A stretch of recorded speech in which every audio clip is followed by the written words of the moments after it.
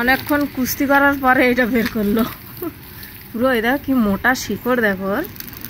প্রচুর সুন্দর হতো যদি বড় জায়গায় লাগানো যেত। হ্যাঁ তোমার নিচে নিয়ে তো লাগিয়ে দিতে পারো।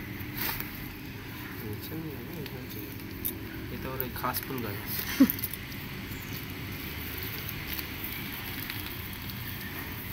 আর আমার ছেলেও এখানে মালির কাজ করছে। এই যে বাবু কি লাগাচ্ছ?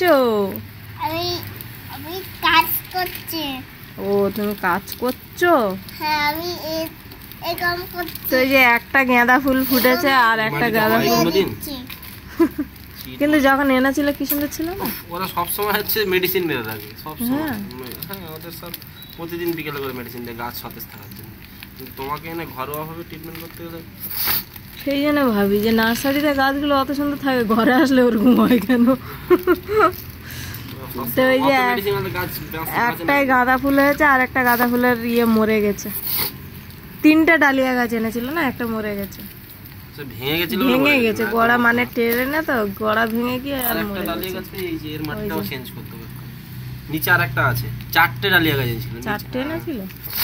তাহলে 4টে এনেছিল, ওই একটা মরে কোনায় পড়ে আছে। আমি ডালিয়া ফুল আনতে বলিনি মাকে, সে আরেকটা হয় না 5টা পাপড়ি কি সুন্দর টাইপের, হ্যাঁ কসমস আনতে বলেছিল। ওইগুলো শীতের ফুল।